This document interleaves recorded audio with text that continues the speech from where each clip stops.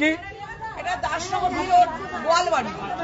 এটা Dasnagar V road Goalbari. এই অবস্থা শুধুমাত্র এখানের নয়, এই অবস্থা শুধুমাত্র এখানের নয়, সমগ্র হাওড়া জুড়ে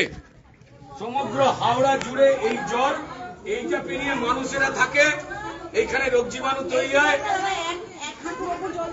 জানি তো, জানি আমি, আমার জগাছাড়া করে তো এক অবস্থা, আমার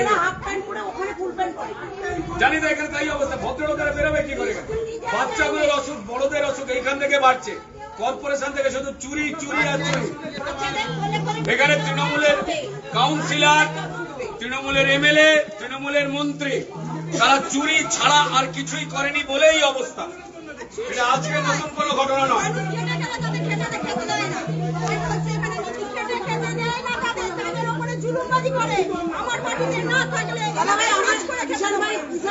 দেখুন, মানুষ কষ্ট করে বলছে, মানুষকে কেউ আপত্তি করে এই অবস্থার কথা সম্মায় রাখতে হয় ভাই, বারবার ঘোরাতে নেই। এখানে যে অবস্থা রয়েছে, হুমকি এবং চমকি দেওয়া হয় এই নোংরার ব্যাপারে কোনো কথা বললে, আর মানুষ যদি খেতে চায়। এইটা হাওড়া শিবপুরের অবস্থা। শুধু শিবপুর নয়, আমাদের শুধু শিবপুর বিধানসভা নয়, সমগ্র হাওড়াতে বছরের পর বছর কর্পোরেশনকে অকেজো করে রেখে দিয়ে পরিষ্কার মানুষের জীবনে ভোগান্তি। টাকায় আসে, টাকা চুরি হয়, মানুষ কথা বললে মানুষকে থ্রেট দেওয়া হয়। এই সরকারটা আপনারা চান না? এই সরকার পাল্টাতে চান? দিদি একটাই কথা, পাল্টানো দরকার রয়েছে। দিদি পাল্টানো দরকার রয়েছে।